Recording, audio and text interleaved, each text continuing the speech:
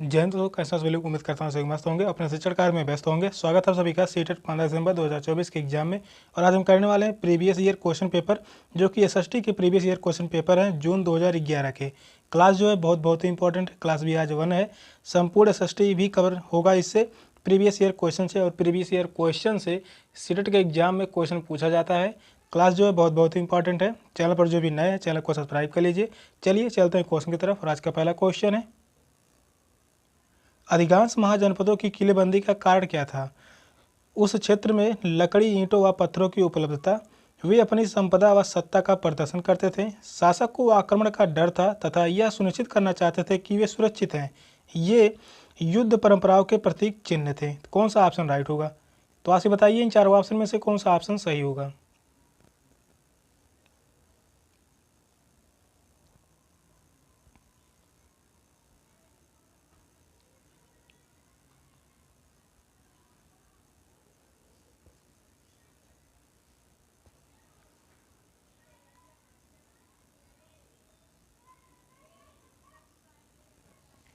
Question कह रहा है, अधिकांश महाजनपदों की किलेबंदी का कारण क्या था? शासकों को आक्रमण का डर था तथा यह सुनिश्चित करना चाहते थे कि वे सुरक्षित हैं। तो इस क्वेश्चन का राइट आंसर होगा ऑप्शन सी। थर्ड ऑप्शन जो है वह राइट है। अधिकांश महाजनपद किले बंद थे क्योंकि यहाँ नागरिक अन्य राजाओं के आक्रमण से भयभीत रहते थे। और यह भी संभावना है कि कुछ शासकों ने अपने समृद्धि के प्रदर्शन के लिए अपने शहरों के चारों ओर ऊंचे एवं भव्य दीवार बनवाई हो। प्राचीन भारत में 600 ईसा पूर्व से 400 ईसा पूर्व के बीच 16 महाजनपदों का वर्णन मिलता है। 600 ईसा पूर्व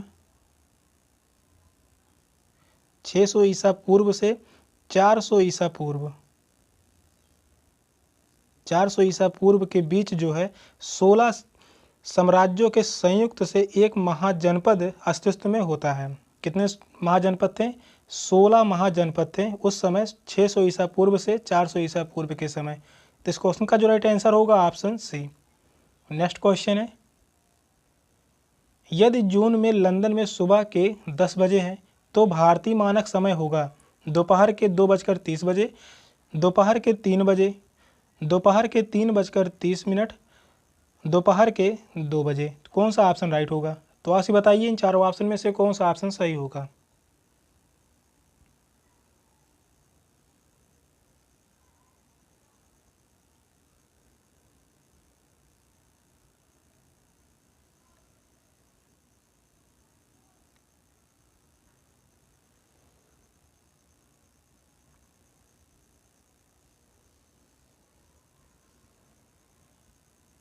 भारत की मानक समय रेखा क्या है? तो वह है 82.5 अंश, 82.5 अंश ईस्ट, 82.5 अंश ईस्ट देशांतर है, जो कि इसे इलाहाबाद से गुजरती है। और इसमें क्या करेंगे, लंदन के समय और भारतीय मानक समय के बीच का समय अंतराल जो है वह है 5.5 घंटा। कितना अंतराल है? 5.5 घंटे का। तो क्या करेंगे, 10 बजे में हम 5.5 घंटा जोड़ देंगे। यहाँ पर प्राप्त होगा 30 और यहाँ पर प्राप्त होगा 15। और 15 को जब हम कन्वर्ट करेंगे तो यह होगा 3:30। तो इस क्वेश्चन का जो राइट आंसर होगा ऑप्शन सी, दोपहर के 3 बजे। थर्ड ऑप्शन जो है वह राइट है, दोपहर के 3 बजे समय होगा। नेक्स्ट क्वेश्चन है, एक मानचित्र ऐसे पैमाने का प्रयोग करता है जिसमें 1 सेंटीमीटर धरती पर 20 मीटर के बराबर है। यदि मानचित्र पर दो स्थान के बीच की दूरी 5 सेंटीमीटर हो तो उनके बीच की वास्तविक दूरी कितनी होगी? 20 metre, 50 metre, 150 metre, 200 metre, 100 metre. कौन सा ऑप्शन राइट होगा? तो आप बताइए इन चारों ऑप्शन में से कौन सा ऑप्शन सही होगा। इस प्रकार से क्वेश्चन जो है सीटेट के एग्जाम में पूछे जाते हैं। क्वेश्चन जो है बहुत ही इंपॉर्टेंट है।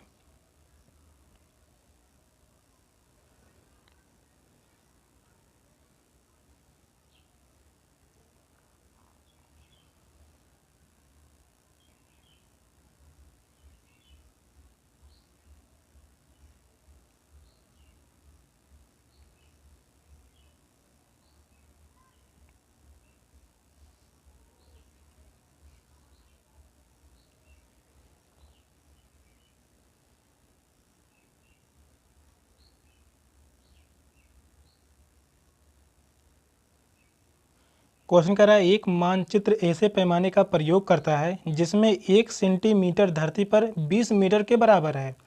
1 सेंटीमीटर बराबर क्या है? 20 मीटर के बराबर है। यदि मानचित्र पर दो स्थान के बीच की दूरी कितनी है? 5 सेंटीमीटर।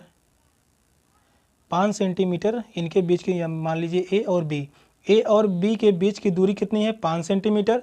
तो उनके बीच की वास्तविक दूरी कितनी होगी? यदि 1 सेंटीमीटर बराबर 20 मीटर है तो 5 सेंटीमीटर बराबर क्या होगा? 20 गुणे 5। 20 गुणे 5 और 20 पंचे क्या होगा? 100 मीटर। तो इनके बीच की वास्तविक दूरी कितनी होगी? 100 मीटर। तो इस क्वेश्चन का जो राइट आंसर होगा ऑप्शन डी, 100 मीटर। अगला क्वेश्चन है, भारत में प्रभारी प्रशासकीय प्रथा को तैयार करने के लिए निम्नलिखित में से ब्रिटिश सरकार ने किसे अपनाया था? सैन्य अभियान, सर्वेक्षण कार्य, भू राजस्व संग्रहण, स्थानीय जनसंख्या का शोषण करने की प्रथा। तो कौन सा ऑप्शन राइट होगा? तो क्वेश्चन को ध्यानपूर्वक पढ़िए, बताइए इन चारों ऑप्शन में से कौन सा ऑप्शन सही होगा।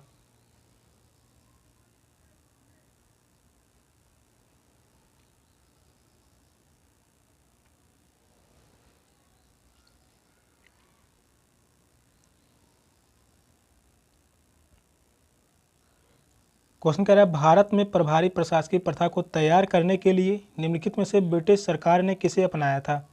तो अपनाया गया था भू राजस्व संग्रहण। तो इस क्वेश्चन का राइट आंसर होगा ऑप्शन सी, भू राजस्व संग्रहण। भारत में प्रभावी प्रशासकीय कार्यप्रणाली तैयार करने के लिए ब्रिटिश सरकार द्वारा भू राजस्व संग्रहण की प्रणाली अपनाई गई थी।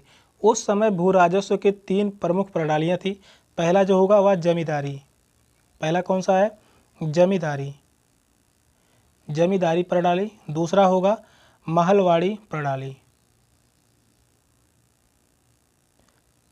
और तीसरा जो होगा रैयतवाड़ी।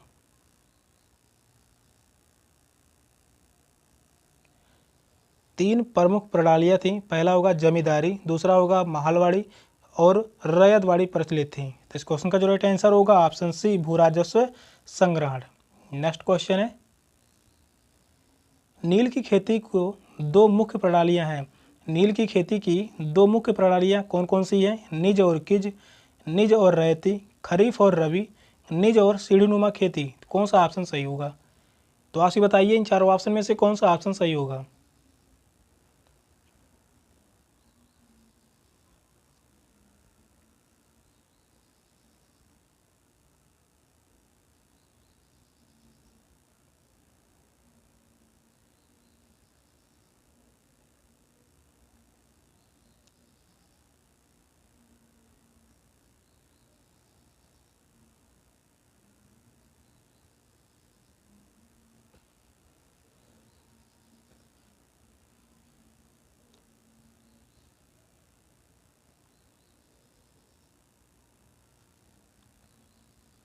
नील की खेती की 2 मुख्य प्रणालियां हैं, निज और रैयती। तो इस क्वेश्चन का राइट आंसर होगा ऑप्शन बी, निज और रैयती। सेकंड ऑप्शन जो है वह राइट है। नील की खेती के लिए मुख्य रूप से 2 प्रणालियां निज और रैयती प्रणालियां कार्य कर रही थीं। निज कृषि में कृषक भूमि पर नील की खेती करते थे और रैयती प्रणाली में कृषक से जबरन एक अनुबंध पर हस्ताक्षर करवाए जाते थे जिसे सट्टा कहा जाता था और जिसके द्वारा उच्च ब्याज दर पर नील की खेती के लिए ऋण दिया जाता था। तो इस क्वेश्चन का जो राइट आंसर होगा ऑप्शन बी, सेकंड ऑप्शन जो है वह राइट है। नेक्स्ट क्वेश्चन है, ब्रिटिश राज के अधीन स्थानांतरित कृषि को कौन सी समस्याओं का सामना करना पड़ता था? शोषण, कृषि उत्पादन में कमी, उनकी गतिविधि प्रतिबंधित हो गई थी, बेरोजगारी। कौन सा ऑप्शन सही होगा? तो आप ही बताइए इन चारों ऑप्शन में से कौन सा ऑप्शन राइट होगा।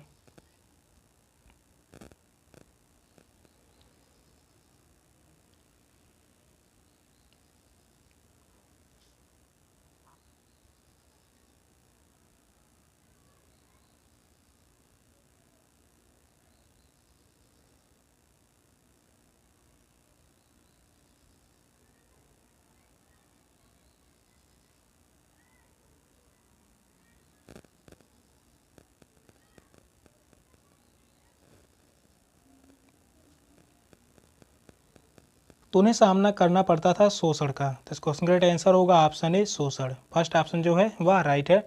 झूम कृषकों का ब्रिटिश राज में काफ़ी शोषण हुआ था। उन्हें नियमित तौर पर ब्रिटिशों या उनके एजेंटों को भू राजस्व चुकाना पड़ता था। तो इस क्वेश्चन का जो राइट आंसर होगा ऑप्शन ए। नेक्स्ट क्वेश्चन है, गजनी के सुल्तान महमूद गजनवी द्वारा सोमनाथ मंदिर को नष्ट करने का मुख्य कारण क्या था? वह उस स्थान पर एक महल बनवाना चाहता था, वह मंदिर की वास्तुकला को पसंद नहीं करता था, वह इस्लामी समुदाय में प्रसिद्ध होना चाहता था, वह उस दिव्य मंदिर को किसी अन्य प्रयोग में लाना चाहता था। तो कौन सा ऑप्शन राइट होगा? तो आप बताइए इन चारों ऑप्शन में से कौन सा ऑप्शन सही होगा।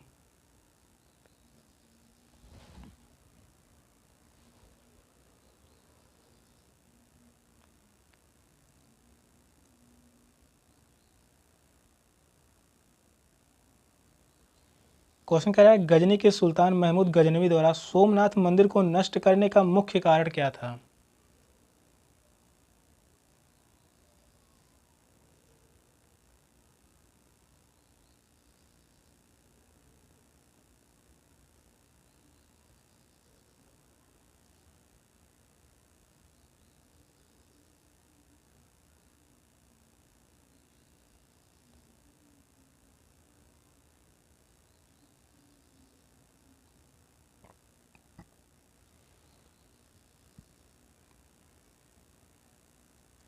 सोमनाथ मंदिर को नष्ट करने का मुख्य कारण था वह इस्लामी समुदाय में प्रसिद्ध होना चाहता था।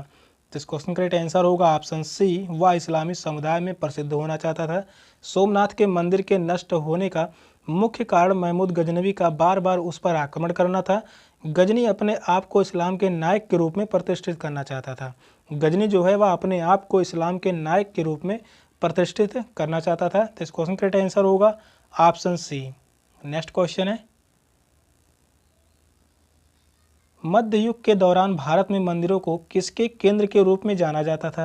वास्तुकला के रूप में, सांस्कृतिक गतिविधियों के रूप में, विदेशी व्यापार के बड़े पैमाने पर, सूफी आंदोलन। तो कौन सा ऑप्शन राइट होगा?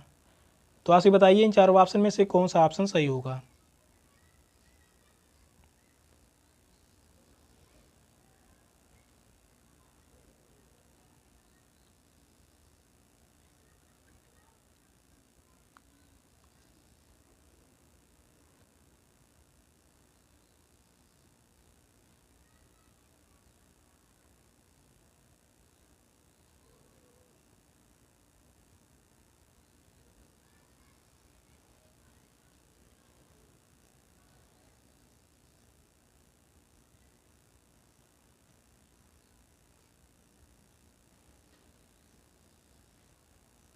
तो इस क्वेश्चन का राइट आंसर होगा ऑप्शन बी, सांस्कृतिक गतिविधियाँ। सेकेंड ऑप्शन जो है वह राइट है, सांस्कृतिक गतिविधियाँ। भारत के मध्यकाल के दौरान मंदिर को सांस्कृतिक कार्यकलापों का केंद्र माना जाता था। वहाँ शास्त्रीय नृत्य का प्रदर्शन होता था। यहाँ जो है शास्त्रीय नृत्य का प्रदर्शन होता था।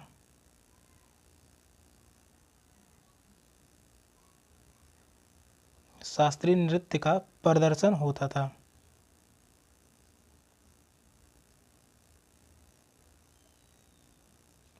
तो इस क्वेश्चन का जो राइट आंसर होगा ऑप्शन बी, सांस्कृतिक गतिविधियाँ। नेक्स्ट क्वेश्चन है, बंगाल में उन व्यक्तियों अथवा समूह द्वारा मंदिरों एवं अन्य धार्मिक भवनों का निर्माण करवाया गया जो शक्तिशाली बने रहें, यह सुनिश्चित करने के लिए कि उन्हें अच्छा कार्य किया है। समाज में अद्भुत वास्तुकला का प्रदर्शन करने के लिए आसपास के परिवेश में मूल्य संवर्धन करना चाहते थे। अपनी ताकत का प्रदर्शन, अपना सामर्थ्य, धन संपदा, ऐश्वर्य तथा धर्म परायणता घोषित करना तथा अनुयायी बनने के लिए। कौन सा ऑप्शन राइट होगा? तो आप ही बताइए इन चारों ऑप्शन में से कौन सा ऑप्शन सही है। क्वेश्चन को ध्यानपूर्वक पढ़िए और बताइए इन चारों ऑप्शन में से कौन सा ऑप्शन राइट होगा।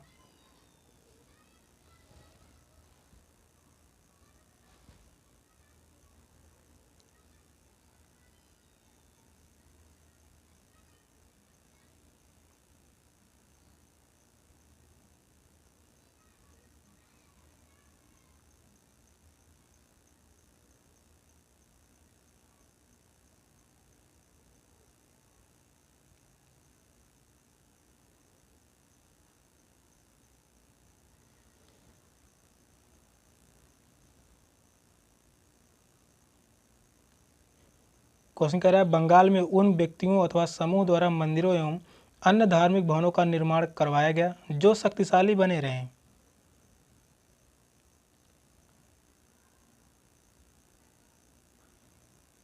अपनी ताकत का प्रदर्शन, अपना सामर्थ्य, धन संपदा, ऐश्वर्य तथा धर्म प्रणाता घोषित करने तथा अनुयायी बनने के लिए। तो इस क्वेश्चन का राइट आंसर होगा ऑप्शन डी, फोर्थ ऑप्शन जो है वह राइट है। बंगाल में व्यक्तियों या समूहों द्वारा प्राय मंदिरों या अन्य धार्मिक भवनों का निर्माण अपनी शक्ति, धर्म निष्ठा एवं अनुयायी का विश्वास अर्जित करने के लिए किया जाता था। तो इस क्वेश्चन का जो राइट आंसर होगा ऑप्शन डी। नेक्स्ट क्वेश्चन है, संरचना व कार्य की एक ऐसी प्रणाली जिसमें पुरुष स्त्रियों का शोषण करके प्रभुत्व कायम करना चाहते थे कहलाती है पदानुक्रमित, फांसीवाद, राजशाही, कुलपतिका। कौन सा ऑप्शन राइट होगा? तो आप बताइए इन चारों ऑप्शन में से कौन सा ऑप्शन राइट होगा। क्वेश्चन कह रहा है संरचना व कार्य की एक ऐसी प्रणाली जिसमें पुरुष स्त्रियों का शोषण करके प्रभुत्व कायम करना चाहते हैं तो वह कहलाती है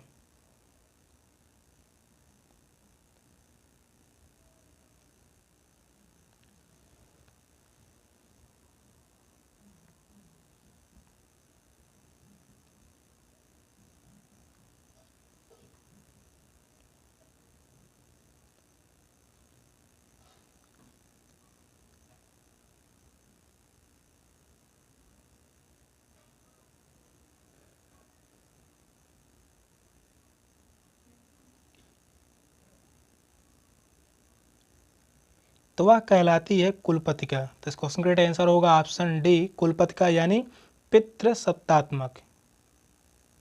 क्या कहलाती है? पितृसत्तात्मक।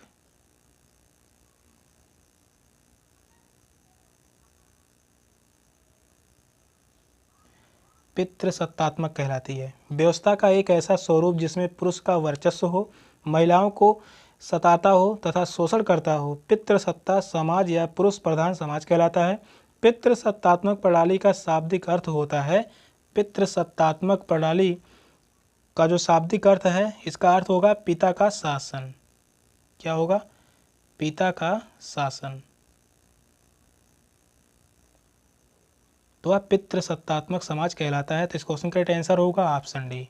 नेक्स्ट क्वेश्चन है, निम्नलिखित में से कौन सा कथन सामाजिक विज्ञापन का उद्देश्य करना नहीं है? लोगों के दृष्टिकोण व व्यवहार में परिवर्तन करना, क्योंकि व्यक्ति अन्य व्यक्तियों को प्रभावित करते हैं। सेकंड ऑप्शन है सामाजिक समूह व सामाजिक तंत्र को लक्ष्य बनाना है। थर्ड ऑप्शन है व्यक्तिगत व्यावसायिक लाभ के लिए सामाजिक तंत्र जाल वाली साइटों पर उत्पाद का विज्ञापन देना, जनसाधारण के सदस्यों का ऐच्छिक सामाजिक गतिविधियों में व्यस्त रहने हेतु अभिप्रेरित करना। कौन सा ऑप्शन सही होगा? क्वेश्चन को ध्यानपूर्वक पढ़िए, बताइए इन चारों ऑप्शन में से कौन सा ऑप्शन राइट होगा।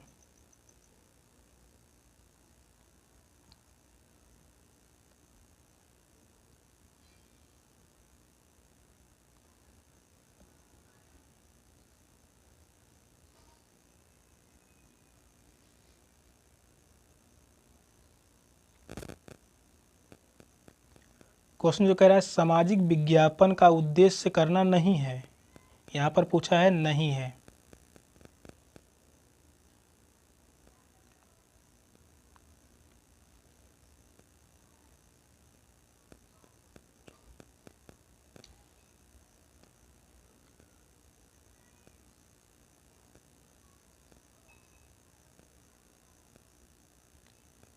तो इस क्वेश्चन का राइट आंसर होगा ऑप्शन सी, व्यक्तिगत व्यावसायिक लाभ के लिए सामाजिक तंत्रजाल वाली साइटों का उत्पाद पर विज्ञापन देना। यह बात जो होगा गलत होगा, व्यक्तिगत सामाजिक लाभ के लिए यह बात जो होगा गलत होगा। पूछा है उद्देश्य नहीं है तो वह होगा ऑप्शन सी, थर्ड ऑप्शन जो है वह राइट है। सामाजिक विज्ञापन का तात्पर्य समाज के कल्याण से है, इसलिए इसका प्रयोग व्यक्तिगत वाणिज्यिक हित के लिए नहीं किया जाता है। तो इस क्वेश्चन का जो राइट आंसर है ऑप्शन सी। नेक्स्ट क्वेश्चन है, निम्नलिखित में से कौन सा कथन प्रशस्ति के संबंध में असत्य है? पूछा है प्रशस्ति के संबंध में वह कौन सा कथन है जो गलत है? राजा व शासन की उपलब्धियों का वर्णन प्रशस्तियों में किया जाता था। राजाओं की प्रशंसा एवं स्तुति के लिए प्रतिष्ठित व्यक्तियों, कवियों, पंडितों द्वारा लिखे गए लेख, व्याख्यान ताकि राजाओं से पारितोष प्राप्त किया जा सके, समानता राजाओं द्वारा लिखे जाते थे। या उस ऐतिहासिक काल के मूल्यवान स्रोत हैं जिससे वे संबंधित हैं। तो कौन सा ऑप्शन सही होगा? तो आप बताइए इन चारों ऑप्शन में से कौन सा ऑप्शन राइट होगा।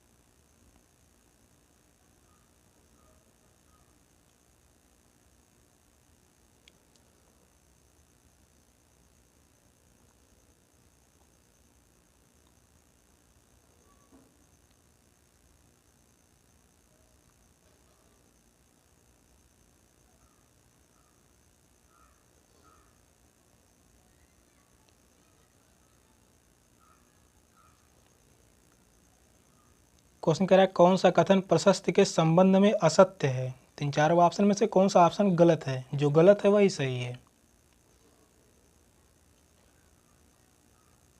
इस क्वेश्चन का जो राइट आंसर होगा ऑप्शन सी, सामान्यतः राजाओं द्वारा लिखे जाते थे। यह बात जो है गलत है। थर्ड ऑप्शन जो है वह राइट होगा, राजाओं द्वारा यह नहीं लिखे जाते थे प्रशस्ति। प्रशस्ति जो है यह संस्कृत भाषा का शब्द है। कैसा शब्द है? तो यह जो है संस्कृत भाषा का शब्द है।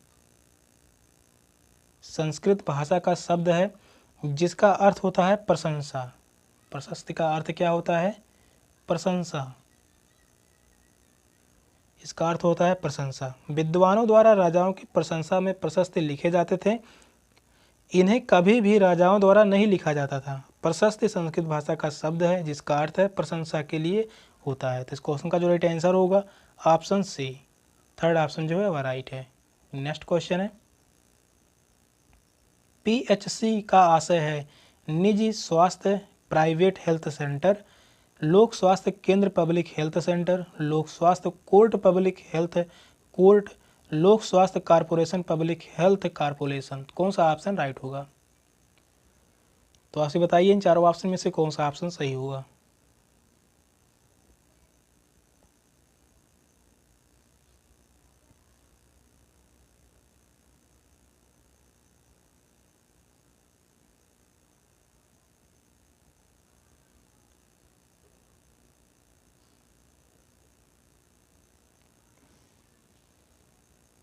पीएचसी का आशय क्या है? लोक स्वास्थ्य कोर्ट पब्लिक हेल्थ कोर्ट। तो इस क्वेश्चन का राइट आंसर होगा ऑप्शन सी, लोक स्वास्थ्य court public health court. PHC का आशय लोक स्वास्थ्य केंद्र है। यह ग्रामीण क्षेत्रों में स्वास्थ्य सेवा का प्रबंध कराती है। जिला स्तर पर जिला अस्पताल तथा बड़े शहरों में सरकारी अस्पताल मुफ्त स्वास्थ्य सेवाएं उपलब्ध कराते हैं। तो इस क्वेश्चन का राइट आंसर होगा ऑप्शन सी, थर्ड ऑप्शन जो है वह राइट है। नेक्स्ट क्वेश्चन है, निम्नलिखित में से कौन सी प्राथमिक आर्थिक गतिविधि नहीं है? पूछा है प्राथमिक आर्थिक गतिविधि नहीं है। खनन, कृषि, व्यापार, मछली पालन। कौन सा ऑप्शन राइट होगा? तो आपसे बताइए इन चारों ऑप्शन में से कौन सा ऑप्शन सही होगा।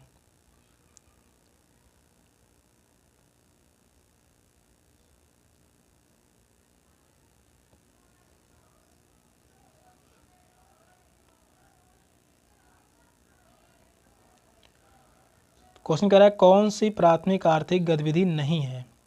तो वह होगा व्यापार। तो इस क्वेश्चन का राइट आंसर होगा ऑप्शन सी, व्यापार। व्यापार जो है यह द्वितीयक आर्थिक गतिविधि है। कैसा है? यह एक द्वितीयक आर्थिक गतिविधि है, यह प्राथमिक आर्थिक गतिविधि नहीं है। खनन हो गए, कृषि, मछली पालन, यह तीनों जो हैं वह प्राथमिक आर्थिक गतिविधि हैं। तो इस क्वेश्चन का जो राइट आंसर होगा ऑप्शन सी, व्यापार। नेक्स्ट क्वेश्चन है, उद्योगपति उद्योग स्थापित करते हैं जब वे अपने मूल स्थल को विकसित कर सकें, वे जब अपने व्यापार के अनुकूल सरकारी नीतियां पाते हों, शहर को विकसित कर सकें, सरकार द्वारा उद्योगों को प्रोत्साहन देने के लिए उपलब्ध राशि से उनका लाभ कम हो। तो कौन सा ऑप्शन राइट होगा? तो आप बताइए इन चारों ऑप्शन में से कौन सा ऑप्शन सही होगा।